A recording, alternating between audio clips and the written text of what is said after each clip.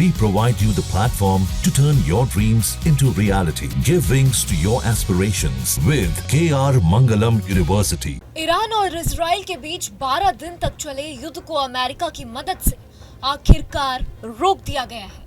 Qatar की मध्यस्थता और अमेरिकी राष्ट्रपति डोनाल्ड ट्रंप की पहल से दोनों देशों ने सीज फायर पर सहमति जताई है, लेकिन युद्ध रुकने के बाद भी ट्रंप का रुख अब ईरान के प्रति नरम होता नजर आ रहा है।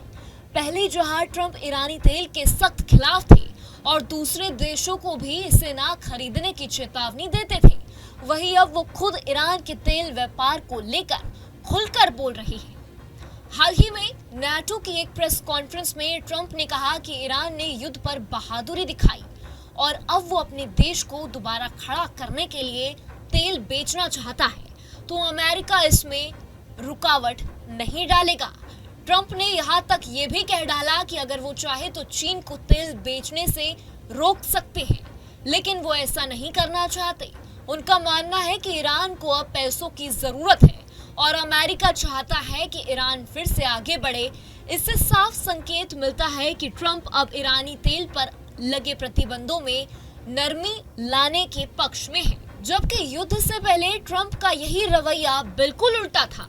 दरअसल इस बदलाव के पीछे सबसे बड़ा कारण है तेल की बढ़ती कीमतें और होर्मुज की खाड़ी को बंद करने की ईरान की धमकी। ईरान और इजराइल के बीच जंग शुरू होते ही तेल की कीमतों में तेजी आ गई थी। इस वजह से अमेरिका समेत पूरी दुनिया पर महंगाई का खतरा मंडराने लगा था। ईरान ने ये संकेत भी दे दिए थे कि अगर हालात नहीं सुधरे तो वो होर्मुज जल मार्ग को बंद कर सकता है।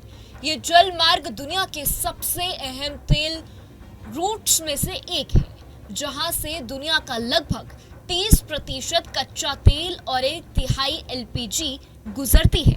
अगर ये बंद हो जाता है तो तेल की कीमतें 100 से बढ़कर $250 प्रति बैरल तक पहुंच सकती थी।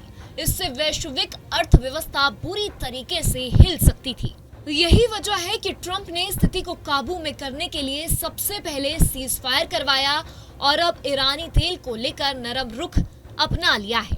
ट्रंप ने यहाँ तक कि कह डाला है कि चीन अब ईरान से तेल खरीद सकता है और उम्मीद जताई गई है कि चीन अमेरिका से भी तेल खरीदेगा।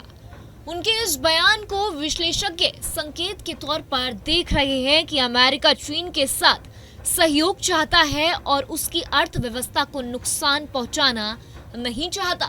ट्रंप के मध्य पूर्व के दूत भी ये बोल रहे हैं कि ट्रंप का मकसद यही दिखाना है कि अमेरिका सहयोग को तैयार है।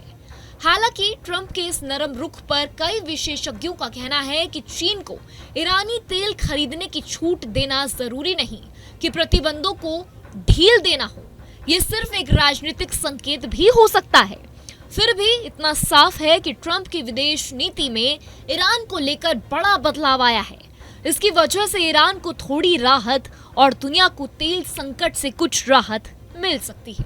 जहाँ भक्ति है हर शब्द में, कथाओं में छुपे हैं दिव्य रहस्य और ज्योतिष देता है जीवन को दिशा। धर्म से जुड़ी हर बातों को जानने के लिए हमारे चैनल स्तुति को सब्सक्राइब करें।